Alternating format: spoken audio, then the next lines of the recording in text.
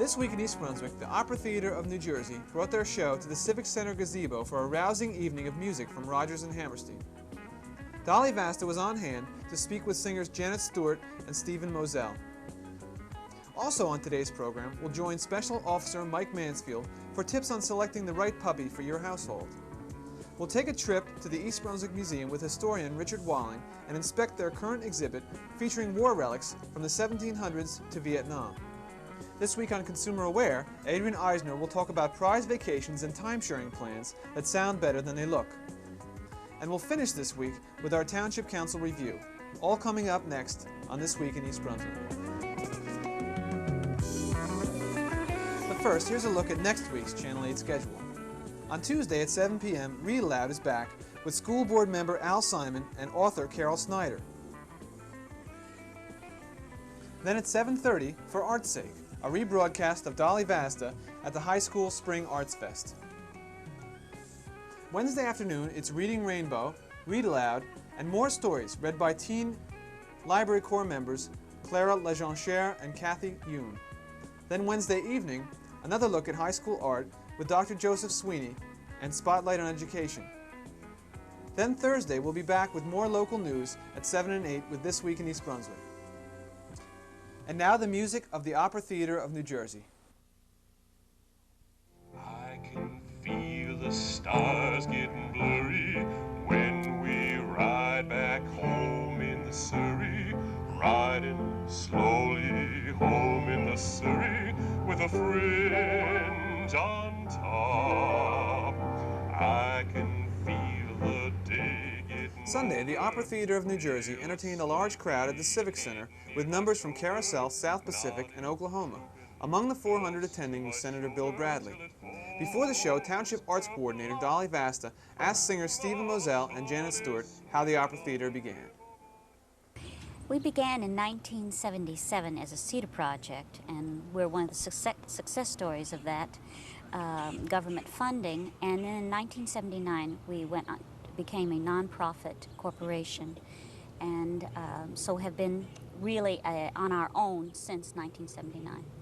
How many members do you have in the Opera Theater of New Jersey? Is it a repertory company, or do you job in people? We job in people usually, Dolly. It's a matter depending on the kind of concert it is. We do everything from just Janet and I singing alone with a piano up to full-scale grand opera. And when that's the case, of course, up to 100 people are brought in with orchestra and chorus and soloists and whatnot. So it all depends on the individual job that we're doing. How has it been going this summer?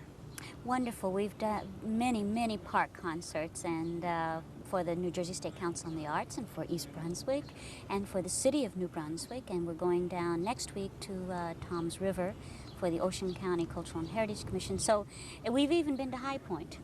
So we've covered a lot of territory this summer. Covered a lot of territory. Yes, right. Does your season run 12 months a year, or do you actually take a layoff somewhere? That would be so nice. No, we don't take any layoffs.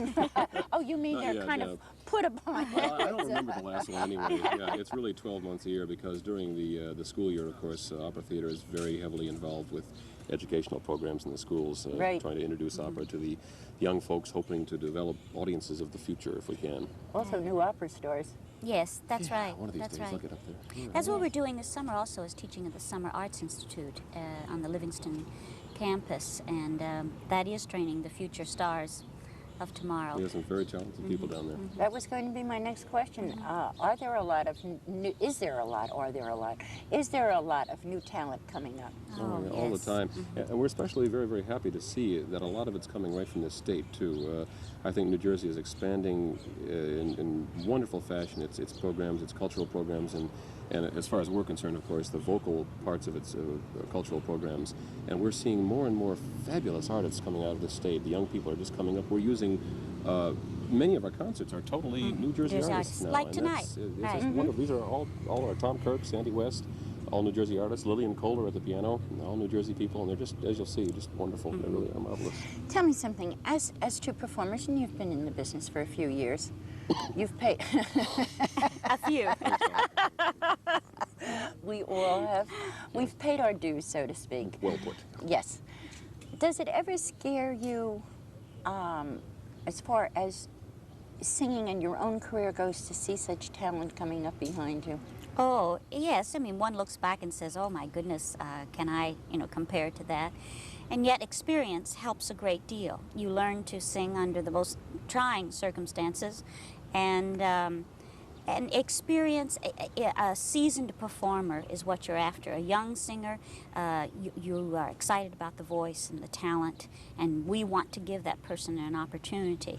And yet it's always nice to... Well, personally, it doesn't bother me. No, what happens I mean, is... a little shoe polish in the Well, yeah, hair, really. and it hides the gray. You know, it's Well, fine. don't push it, Dolly. What happens, though, really, seriously, is that there is room for all in this field. There are so many opportunities to sing. And hopefully that'll keep going, and if the government grants will keep up and all those nice private donations will come in and whatnot, and corporate donations. If we can keep those things up, there are enough shows and enough talent to go around. There's a lot of talent out there, and yet there's a lot of opportunity. Opera is a very big field, as is musical comedy, and we hope that the really talented people will come up. It's the only thing that'll keep this art viable. Watch For Art's Sake in August for the rest of this interview. And now here's some more music from the Opera Theater of New Jersey. Every night my honey lamb and I sit alone and talk and watch a hawk making lazy circles in the sky. We know we belong to the land, and the land we belong to is grand. And when we say, yo, we're only singing, you're doing fine, Oklahoma, Oklahoma, okay.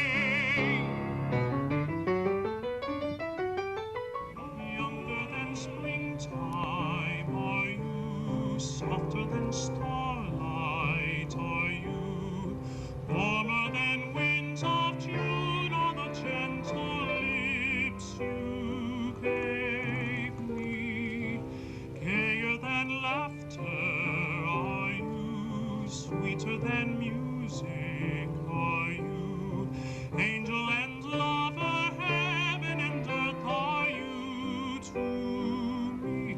And when your youth and joy invade my arms and fill my heart as now they do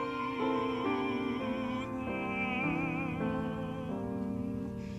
younger than springtime am I, gayer than laughter.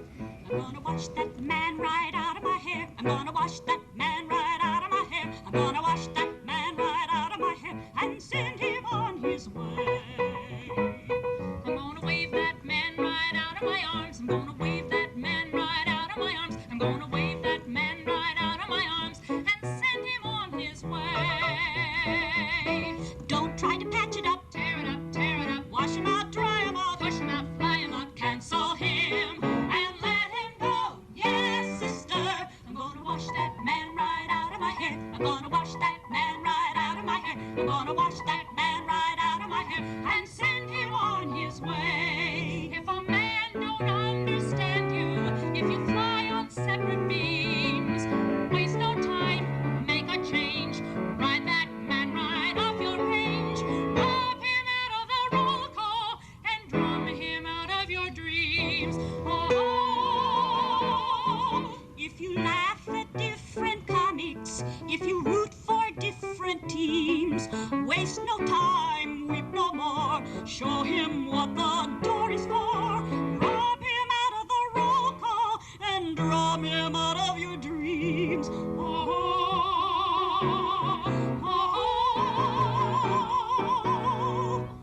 I went and washed that man right out of my hair. I went and washed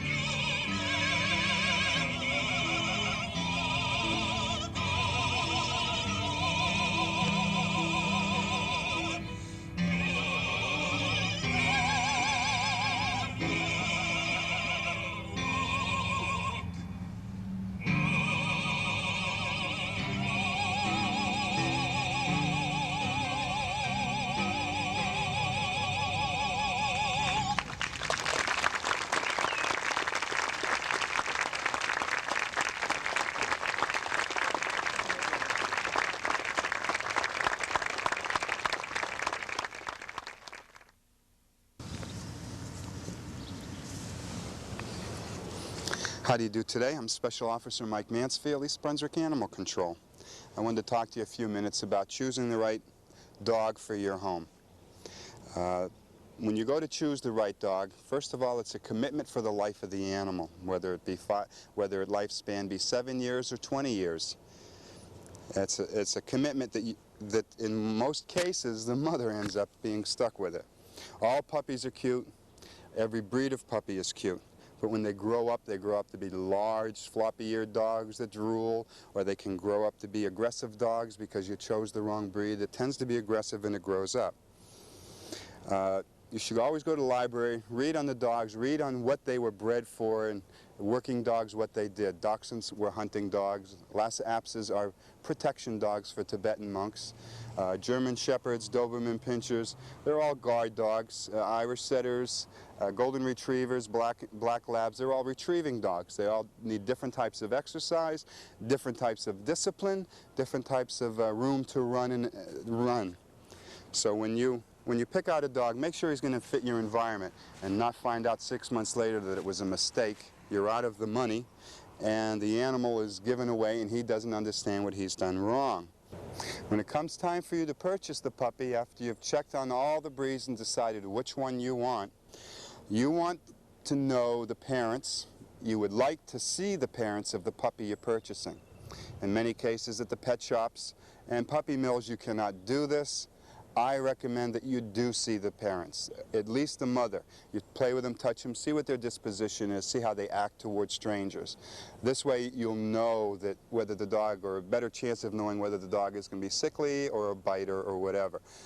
Papers mean nothing. Papers only tell you who the parent was.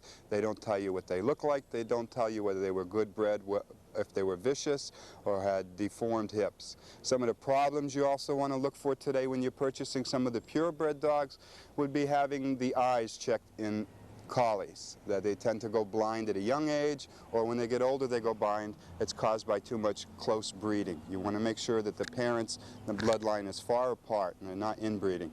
German Shepherds, if you buy a German Shepherd, you should have it certified that it does not have hip dysplasia. It means that the veterinarian would have certification of the parents, the hips that they've been x-rayed and are good hips. There's many, many things you need to check on before you purchase a puppy. Pet shops are governed that any animal they sell, any animal you buy, you should take the animal to the vet within 14 days. You should take it the same day you purchase it, whether you get it from an animal shelter or a pet shop or a breeder. Consumer Affairs has a program where if within 14 days the animal is sick, you have certain rights where the pet shop must pay for some of the vet bills and assist you. Should you have any problems with the puppy, I'd advise you to call your Consumer Affairs department. Remember, though the children love puppies and they're all cute, never in my life seen an ugly puppy, children tire of them as soon as they become adults. Then mother ends up taking care of the dog and she becomes angry that she's stuck with the dog. And the situation just doesn't work out, and approximately a year later, the dogs are ending up in the shelters. So please choose your pets properly and put some time and effort into it. This is Mike Mansfield. If you have any other questions about pet care, you can reach me at the East Brunswick Animal Control at 390-6960. Please help curb the pet overpopulation by having your animal spayed or neutered. Hello, I'm Richard Walling, Township Historian, and we're here at the East Brunswick Museum located on 16 Maple Street in the historic district of Old Bridge. Here at the museum, we currently have an exhibit entitled The Citizen Soldier. Why don't you follow me and we'll go in and see what the exhibit is all about. The exhibit covers a period of American history from the War of 1812 up to the Vietnam conflict. In chronological order, we start at this first case, which consists of material from the War of 1812 and a cannonball from the Revolutionary War.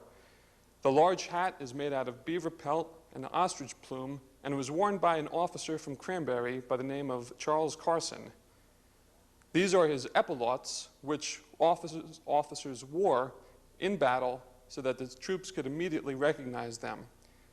And we also have a small brass cannonball that was found in a tree in Piscataway in recent years and was fired by the retreating American army at the advancing British during Washington's retreat across New Jersey. In our next case, we have Civil War items. The American Civil War was fought from 1861 to 1865, and it embattled the Union forces against the Confederates, and here we have some representative pieces from the war. The mini balls were the musket ammunition for the 1863 rifled musket, which was the standard weapon used by the troops during the war. This weighed 10 pounds, and it was attached to a triangular bayonet, which was seldom used in combat and more often used over the campfire to fry bacon or perhaps a chicken. We also have artillery fragments which were found on Virginia battlefields. Artillery played a major role during the war, and as you can see, these fragments were from fired rounds, and directly behind those is an American flag that was carried during the war. Also in the case, we have a print of Confederate and Union cavalry troops swapping tobacco and playing cards. Very often between battles, while troops were on picket duty, the front pickets would get together and talk amongst themselves. In our next case, we have artifacts from the Spanish-American War. The Spanish-American War was fought in 1898, and it pitted the United States against Spain for control of Cuba and several other islands, including the Philippines. In this case, we have artifacts from a Rough Rider soldier and a man from Elizabeth, and his entire uniform and collection is now in the collection of the Museum of the Citizen Soldier on display here at the museum. It includes a blanket from New Jersey, a gray flannel shirt, and on the next case, we have a canteen, ammunition boxes, a mess kit, and various other accoutrements that were worn during the war. The actual uniforms of the two periods are shown in this case. In this case, we have a uniform worn by a Union soldier. Next to that is an original uniform of a Rough Rider from the Spanish-American War. And at the bottom of the case is a trapdoor Springfield rifle, which was the weapon used by militia or state troops during the war. Of special emphasis in the exhibit are articles of World War I. Here we have a case depicting American uniforms, weapon, and accoutrements. We see the long overcoat and the pie-plate helmet and various accoutrements and sundry items that the soldiers would have used over in combat. We also have World War I French articles, including the sky blue tunic, the long rifle, canteen, and various other accoutrements that the French troops used during the war. In this case, we have articles worn by a German infantry soldier of World War I. We see the soldier with a gas mask because gas was a major weapon used in that war. His leather boots, knapsack, shovel, and various other accoutrements that were used in trench warfare. In the next case, we have World War II and Korean War American articles. Here we have combat uniforms worn by American soldiers in World War II and the Korean War. You'll note that they both have the famous pot helmets, and on the Korean soldier, we have an inert grenade, and the standard weapon for officers is the M1 carbine, which we also have on exhibit. In the next case, we have articles from the Vietnam conflict. Here we have articles that were captured from a VC, Viet Cong, during the Vietnam conflict. We have the famous black pajamas, a Chinese semi-automatic rifle, and various other accoutrements that were often handmade by the local guerrillas. In this case, we have a handmade uniform that was made for a captain in the Green Berets. He was a signal officer, and as such, his accoutrements show his tools. We have a wire clipper, and in this corner, we have a captured Viet Cong demolition battery. I'd like to invite you down to see the exhibit. We're open Saturday and Sunday from 1:30 till 4 p.m., and the exhibit runs through the end of September. So why don't you come on down and see a bit of American history. Hello, and welcome to Consumer Aware. I'm Adrienne Eisner of the East Brunswick Consumer Affairs Office. Congratulations, it's your lucky day. You have won one of the following prizes: a diamond pendant, a deluxe vacation for two, a food processor, a stereo system, or a 6-foot grandfather clock. If you receive a letter like this, you should be skeptical about the value of your fabulous winnings. The prize you win may not be worth the effort of collecting it. What could be wrong with these prizes? You need to see them to understand. The diamond is probably the size of a pinhead. The vacation for two might include only discount coupons for inexpensive lodging, while you must cover the cost of transportation and food. The so-called food processor might actually be a hand-operated food chopper. These deceptively described prizes are sometimes used as an inducement to attract customers to sales meetings for vacation time-sharing plans. Many consumers have complained about these prizes and the high-pressure sales tactics used at these meetings. Remember that once you sign a contract, it is often difficult to cancel it without losing some money. And the next time you receive a computerized personal letter telling you that today is your lucky day, keep these points in mind. Do not be deceived by letters that look official or urgent, or an envelope that looks as though it contains a telegram. Think carefully before you attend a sales meeting for the sole purpose of getting the prize. Your chances of winning a truly valuable prize are likely to be very slim. If you are genuinely interested in what is being discussed at the meeting, then of course you would want to attend. If you do attend the sales meeting, do not sign a contract or give a salesman a deposit right away. Ask for a few days to consider your decision, and during that time, gather some more information. Be wary of offers that purport to be for a limited time only and efforts to make you buy on the spot. You should not count on being able to cancel a contract unless this is clearly stated in the contract. Before signing, make sure you read it carefully. If the salesperson makes claims that are not written in the contract, remember, it's what's written there that counts. If you have any further questions about contracts, vacation plans, or any other consumer-related problems, please call us at the East Brunswick Consumer Affairs Office. We're located in the Municipal Building. Our office is open Monday through Friday. Telephone number is 390-6954. Thank you for joining me on Consumer Aware. At this week's Township Council meeting, several proclamations were read, among them one honoring resident Richard Shanko, a member of the U.S. weightlifting team, to compete in the Summer Olympics. Also read was a proclamation honoring McDonald's on the 25th anniversary at Racetrack Road. Later, a change in the ordinance regarding the proposed H1 zone on the Ramada Inn site was discussed. With members of a swim club adjacent to the Ramada site expressing concerns, Mayor Fox outlined some suggested changes. Now, you have an ordinance before you, which is the H1 ordinance, and that was passed on first reading at your last special meeting. And what is being suggested is that that ordinance be permitted to die, and that this ordinance be substituted for it and adopted on first reading tonight and heard at a public hearing on August 13th. Now, the principal thing that has happened is that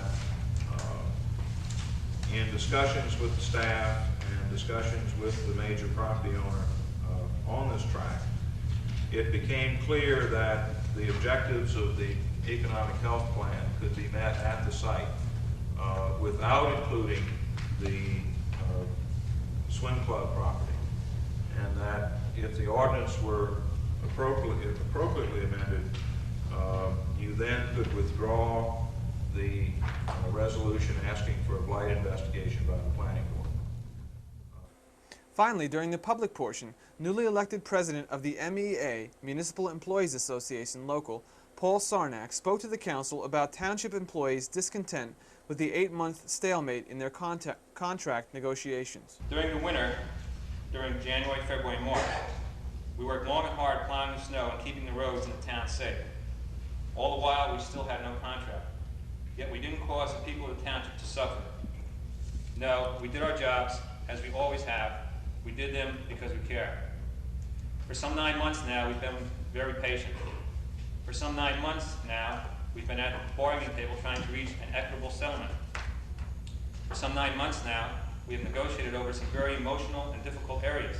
For some 9 months now, we've been willing, and still are willing, to discuss anything and everything, and hopefully agree on something. But every time we sit at the table, you, the township, keep changing directions. The sick leave issue is complex, costly for you to administer, but equally as costly to our membership to give up. Yet we talked about some alternatives. They wouldn't work, but we tried. Something this emotional, something that has been in existence for more than 10 years, just doesn't disappear overnight. It is going to take time and planning, not just by your administration, but with our input as well, to eventually reach a workable agreement on this issue. But this issue should not hold up our contract any longer. We've been told by the new township administrator, Mr. Weil, that you have had little input at this stage of negotiations, that any decisions made to date were made by him and Mayor Fox. Well, maybe it's time that you get involved. Let's stop this harassment of your employees that has gone too long. Our patience is wearing thin. We need that raise. Show us some of the care, concern, and consideration that our members have shown to the residents of East Brunswick during these trying times. Let's get this thing settled. Thank you. Thank you.